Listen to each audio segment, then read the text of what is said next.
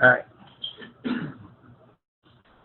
All right, so Charlie Miller is out of town and not available for the Rotary Minute here the next couple of weeks, but I will just make note that this week marks the 110th anniversary of the charter convention that took place in Chicago, and I'm looking at an announcement for this convention that took place on August 15th, 16th, and 17th, 1910 in Chicago. It's the National Association of Rotary Clubs of America. At the time there were 16 of them, and they were getting together to discuss the start of the organization that ended up becoming Rotary International. And interesting notes here about how you can get discounts on railroad rates and entertainment. A splendid program of entertainment will be provided by our host, the Rotary Club of Chicago, and all that signed Paul P. Harris, Chairman, and Chesley Perry, Secretary. So 110 years ago, they got together this week to start this organization that bloomed into 1.2 million people as it is now. Happy finds and drawings. All right, everybody have their pin? Yeah. Any happy finds of?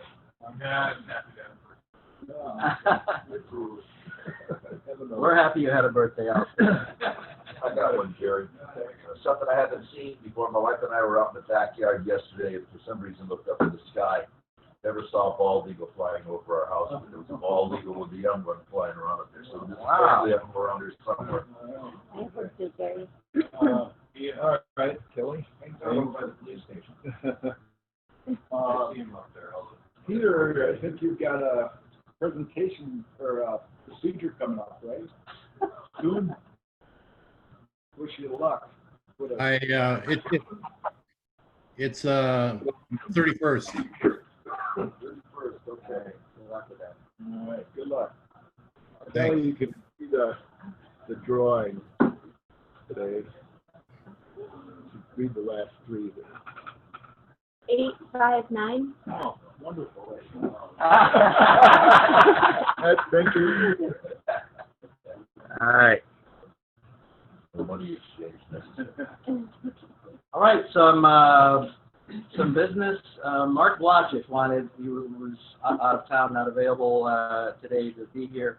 Wanted me to convey to everyone, and I will in email also, that there was an initial plan to, on September 12th, to have a get-together at his home for a rescheduled changing of the guard. We can kind of go through and reflect back on the previous Rotary year and such, but Mark and Phyllis made a decision that, given all that's going on, they don't think having a get-together at their house, even outside, is something that they are comfortable with. So that specific event has been canceled, but in the coming weeks, I'm going to be working with Mark, and as possible, Mark will spend a little time up here talking about the previous Rotary year, recognizing some individuals and efforts that Mark would like to recognize, and sort of have a rolling for a few weeks perhaps, changing the guard recognition in the weeks to come. It is still the plan to have the John McGivern show on Saturday, March 13th. Of course, we're going to be watching conditions carefully. Certainly heading in the wrong direction. The Performing Arts Center just put out new guidelines a week or so ago, limiting the number of people for any event to 100 people in the Performing Arts Center. That includes school events and such. So obviously the trend is going in the wrong way when it comes to that. At this point, we're still several months out. Try to figure out what's going to happen in 3 weeks, let alone 7 months. But still, I'll just quick update. I have been getting slow trickle of refund requests for the tickets, but there's still at least 650 that are out there outstanding. And certainly we hope that come spring we're going to be able to have a show. I will say in the back of our mind also, the thinking is, if for some reason the capacity goes up to 350 or so, then perhaps we could have 2 shows, but don't want to get ahead of myself. That's still a ways off. I mentioned a few weeks ago that opportunity came up to support a great initiative at the high school with regards to the age 18 to 21 special education transition program. he's not on the call or here, but Sean McNulty, acting as the superintendent of schools, said on behalf of Mukwonago Area School District, wanted to thank us for our club donation to that program. The monetary donation will help ensure that our students are prepared to achieve success in school. Thank you again for your generosity and support. We donated $500. They were looking to raise a little bit over $600 to buy yoga mats, other materials that would help with that program and help those young adults that are in that program, especially during this time. So right in line with other things that we've done, hopefully at some point we're able to have the teacher who heads this up come visit us and tell us a little more about what they're doing at the high school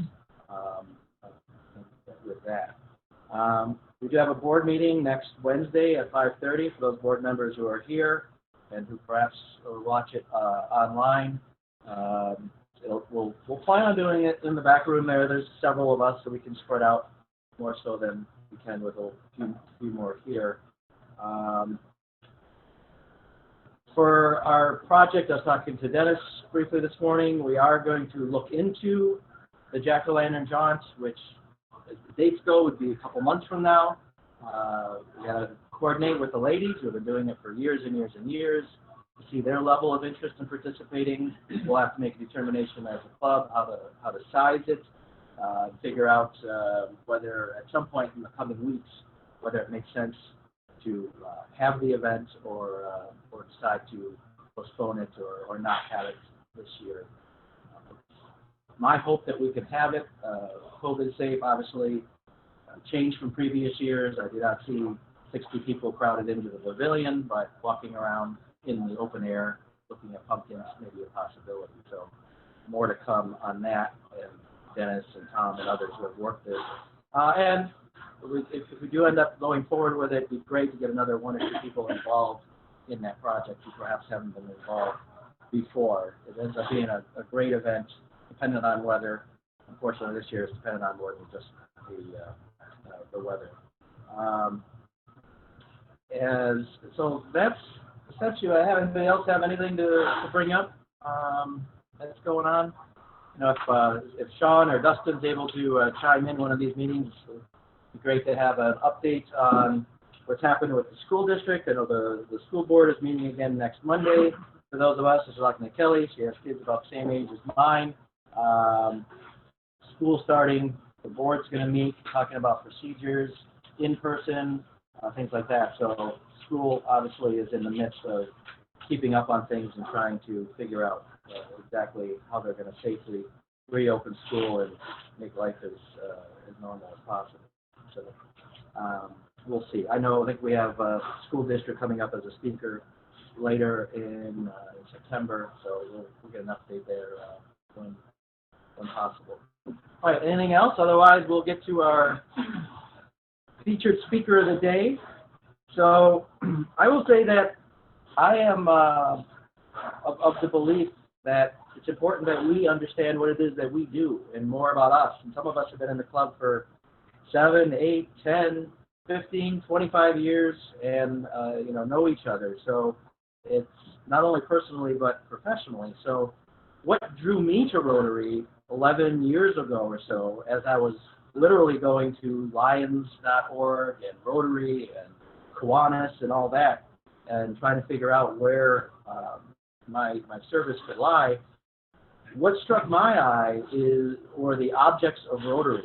And I'll just read them real quick because it kind of leads into us talking about what it is, those of us who don't have the ability to retire yet, what it is we do on a daily basis. And the object of Rotary is to encourage and foster the ideal of service as a basis of worthy enterprise, and in particular to encourage and foster, first, the development of acquaintances as an opportunity for service, but then it gets into the high ethical standards in business and professions, the recognition of the worthiness of all useful occupations, and the dignifying of each Rotarian's occupation as an opportunity to serve society. That certainly spoke to me on what I was transitioning into. And third, the application of the ideal of service in each Rotarian's personal, business, and community life. And fourth, the advancement of international understanding, goodwill, and peace to a world fellowship of business and professional persons united in the ideal of service. So an organization that valued the profession that we had, making a living but also serving others, drew me to this, and why I'm interested in hearing, especially our newer members, what it is that drives them every day, not only to put food on the table, but also to serve the community. So today we have Dr. Kelly Wolf, who joined our club a while back. I think before all this happened last year, and then of course COVID happened, and here we are. I got some information off of her webpage, and then got a few updates from her. As a matter of fact, I'm going to update an age right now on my sheet, so I say it not her age, but her kid's age. Kelly is on a mission to improve the health of Mukwonago and the surrounding communities, one household at a time, using chiropractic, nutrition, and exercise. Unlike most other chiropractors, and we see lots of signs up and down the road, she conducts house calls to provide more personalized care and better assessments. She has a Bachelor of Science degree in Nutritional Sciences from the University of Connecticut, and she has a Doctor of Chiropractic from Palmer College of Chiropractic in Davenport, Iowa. She enjoys running, biking, and swimming with her two sons, who are 15 and 17 years old, as well as playing piano and reading a good book when she has time to. So with that introduction, Kelly, please come on up and tell us about yourself. Well, thank you for having me as a guest speaker today. It's great to be back. It's been a long time since I was here last with COVID, and I felt like I had just joined Rotary, and then the whole world just turned upside down for all of us. So it's just nice to see all your faces again and to be back. I've tried to chime in with Zoom a little bit, and that's been a great way to just stay connected with everyone too. So Rotary, I'm so glad that I was able to connect with you. It's something that I wanted to be able to make a difference in my community on a personal level and professionally, just to see what you all have been doing over the last few years. It's just been kind of an exciting time to see how Rotary has been growing. So I'm glad to be here. I'm excited for the future, and I think it'll be fun to get involved again here. So I have been a practicing chiropractor for the last 18 years. I was in private practice in an office setting for 14 of those years. And about 4 years ago, I decided to start doing house calls. And I had been thinking about doing it, but I was a little just worried that maybe that was not something that was doable, or maybe it wasn't allowed in Wisconsin. There was no one else doing it at the time, and so I called up the state association and asked, is this something that I would be allowed to do, to take my equipment with me to my patients in their home and treat them, or do I have to be in an office to do that? And my state association, Wisconsin Chiropractic Association, was thrilled. They were so excited with the idea. They told me to just go for it. I would be the first chiropractor that they knew about doing house calls in Wisconsin. I know I'm not the first one in the state. There are people who do house calls, but usually it's in the warmer states like Florida or Georgia. And I was starting up house calls. It was December 5th of 2016, and I thought, well, if I can go through Wisconsin winter doing this, I'll be okay. So I started doing house calls because I found in the office setting patients who were either having a hard time getting to their appointment because of pain, getting in and out of the car, or older patients who needed to have a ride into the office, just found it difficult to get to their appointments. Also, young moms who might be home, their husbands are at work and the kids are still small and in diapers or running around and not wanting to go to the office with their young ones or having to find a babysitter. So I thought I could come to them. That would just make their life so much easier.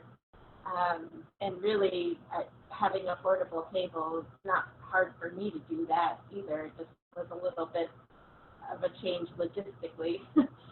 So I started doing house calls in December. At first, people were a little bit wondering, how does this work? and that's usually the first question people ask. And so all I do is it's a very simple, streamlined version of chiropractic. I don't have all of the bells and whistles of an office, but for just a chiropractic adjustment on a table with some face-to-face time with me just to explain how this works and what you can do to strengthen your system to keep your adjustments lasting longer. So for anyone who's never been to a chiropractor, I should probably explain what we do. So chiropractic is very interested in keeping the structure of the human body strong through alignment of the spine is primarily what we look at. I do full body assessment, so I also am checking for knee, ankle, elbow, wrist, anything that is a joint inside of our body can essentially be adjusted and realigned. And so I work with a lot of people who are starting exercise programs or trying to get in shape, and so it's important to be checked over and make sure everything is in healthy, good working order, and that is my primary focus when I'm with my patients.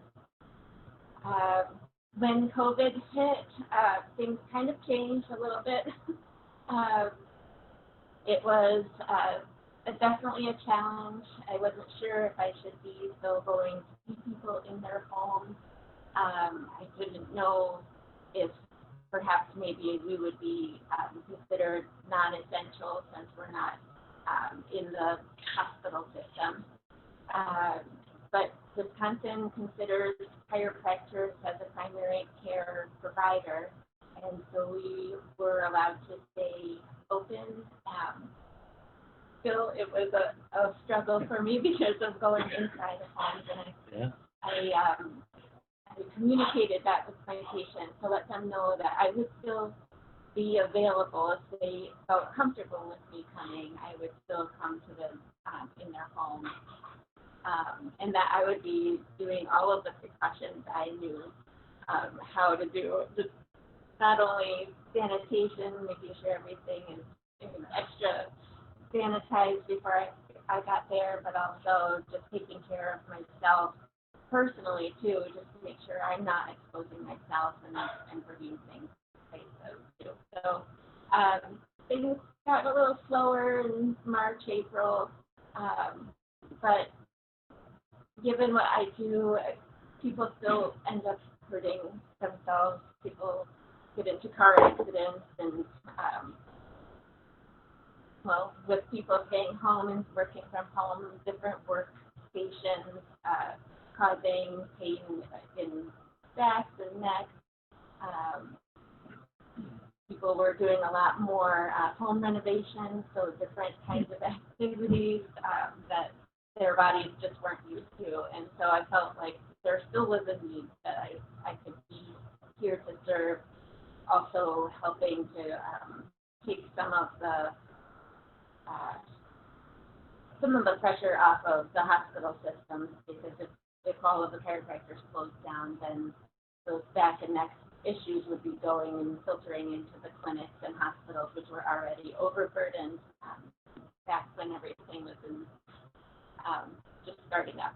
So I feel like right now things are starting to feel like it's getting back to normal, yet we're starting up school, and I think that at this point it's more important than ever that we are taking care of ourselves.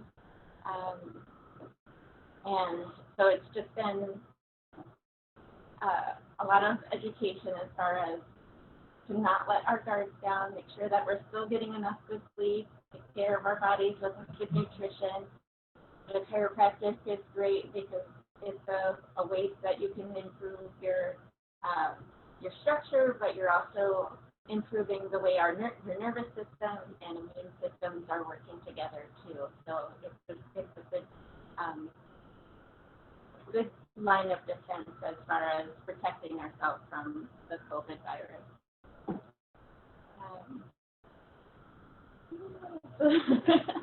Do you find more people coming to you because they threw something out, or in terms of recovery, or do you have patients also who believe in the chiropractic method and are looking for regular maintenance, or a combination?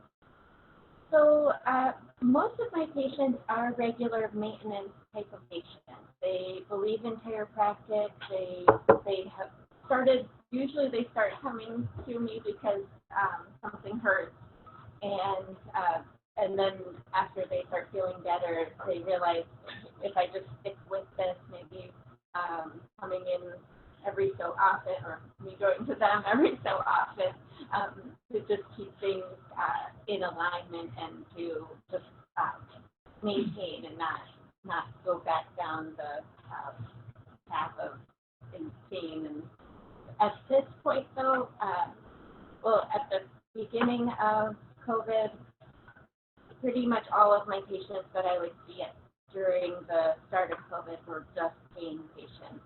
My maintenance patients were staying at home and just being careful that way. So now it's getting back to normal again. I've never been, and I'm not familiar with chiropractic.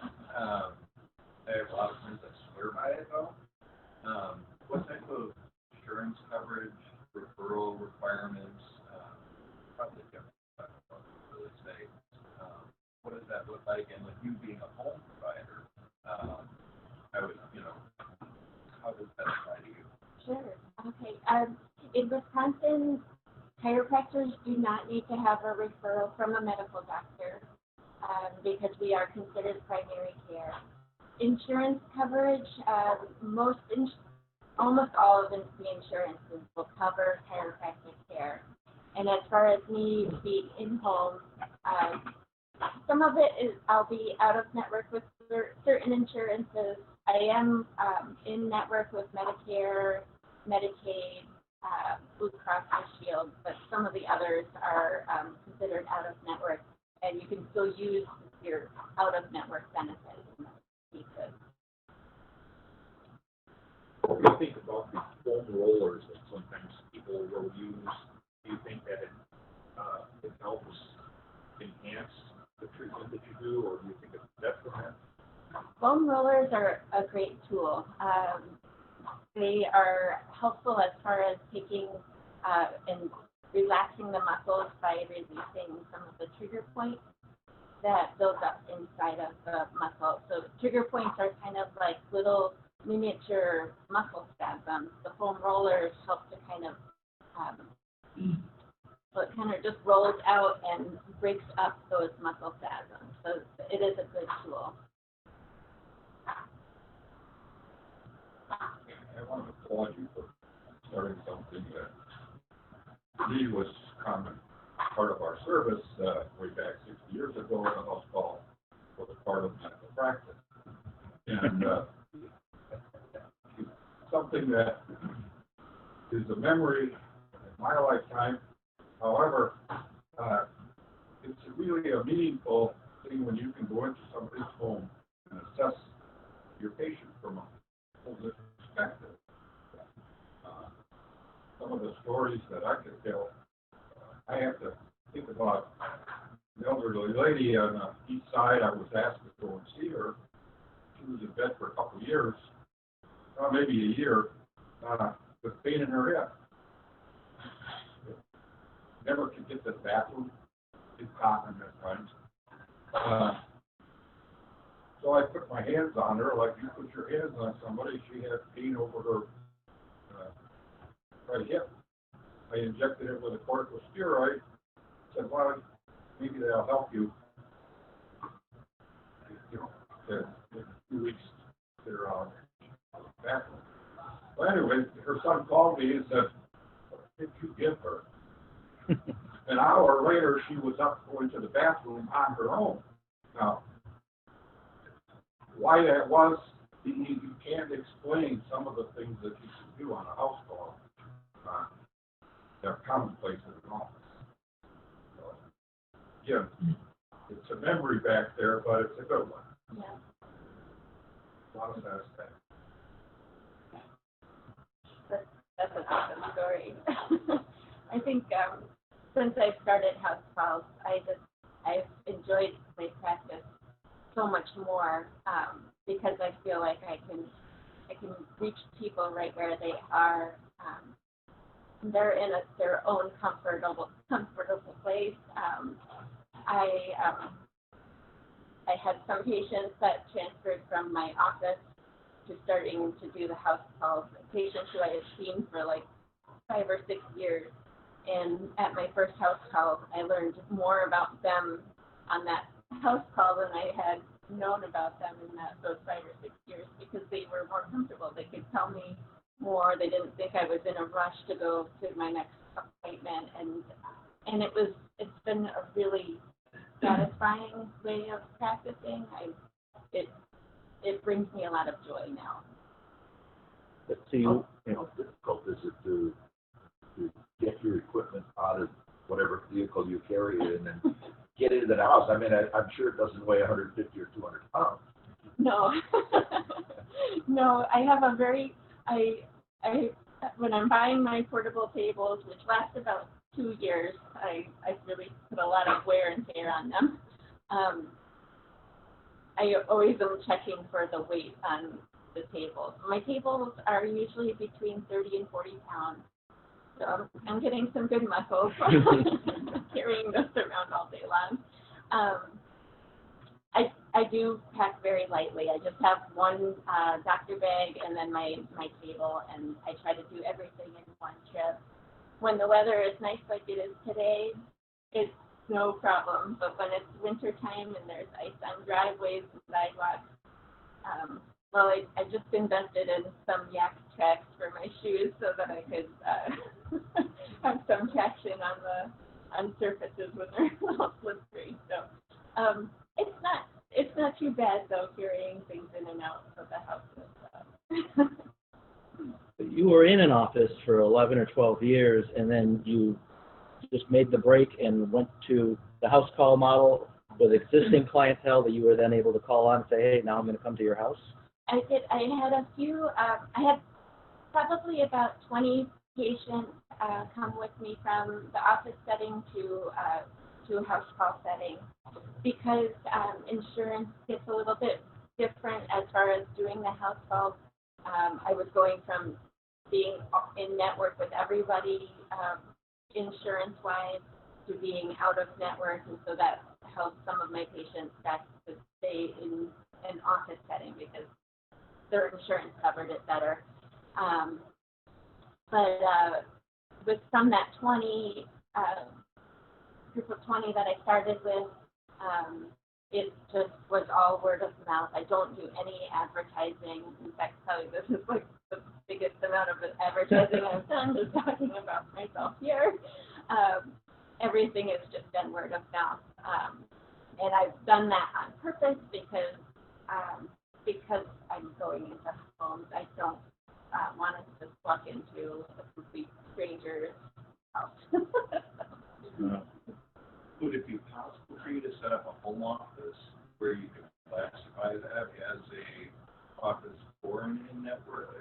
Yes, I have been considering having a home office and then doing house calls outside of that, but having for patients who have insurance that only will pay if it's in an office setting. I've been considering that. So the insurance companies know you're making house calls, even though you're the only one in Wisconsin, or perhaps. Yeah, well, I'm not the only one now. Okay. So since I started 4 years ago, I believe there's 2 or 3 more chiropractors in Wisconsin that are doing house calls.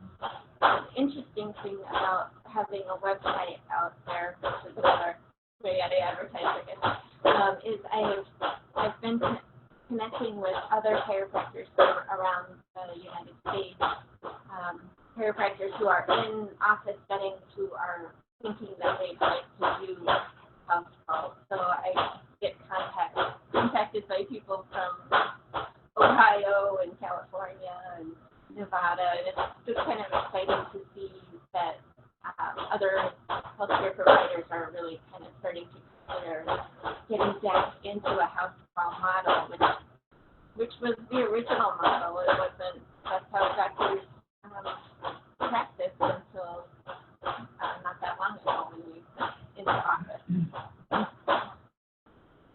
All right. Anything else? All right. Okay. Thank you very much for speaking to us. Yes, Little House on the Prairie. Doc Baker used to go to the Ingalls house. Remember those late days when you were around? Oh, I remember. You remember those days? Well, you remember watching Little House on the Prairie. No, well, I did that too, but I remember house calls. As the Diesels, I had house calls.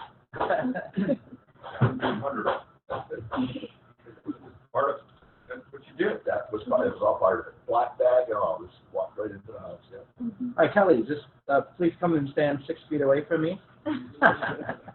All right, so as you've seen us do before, I'll just say that in gratitude for sharing your message, we as a club are going to donate on your behalf funds for 25 children in the world to be inoculated against polio in your honor, along with our other speakers. And you will have, as a club member and as a speaker, one of these great, yellow sticky holders that you can put on your mobile desk. Oh, maybe not your mobile desk, but your desk at home instead. So thanks for talking to us this morning. All right. Anything else for the good of the club or the world? If not, everybody have a good rest of the week and a nice weekend. I don't know, maybe we're getting spoiled with this upper 70s, low 80s, sunny every day. Isn't that how it is here all year round? So let's enjoy it while we can. Then we'll do the 4-way test. Get into that. All right. So as we get to this point, all right. So as we leave this meeting and go back out into the world of life and work, of the things that we think, say, and do, let us remember to ask ourselves first: is it the truth? Second, is it fair to all concerned? Third, will it build goodwill and better friendships? Fourth, will it be beneficial to all concerned? All right. I rang the bell already. I'm not going to ring it again. Thanks, everyone. It's just old age, Jim. I know. Well, I'm good for 59 minutes, and then it goes.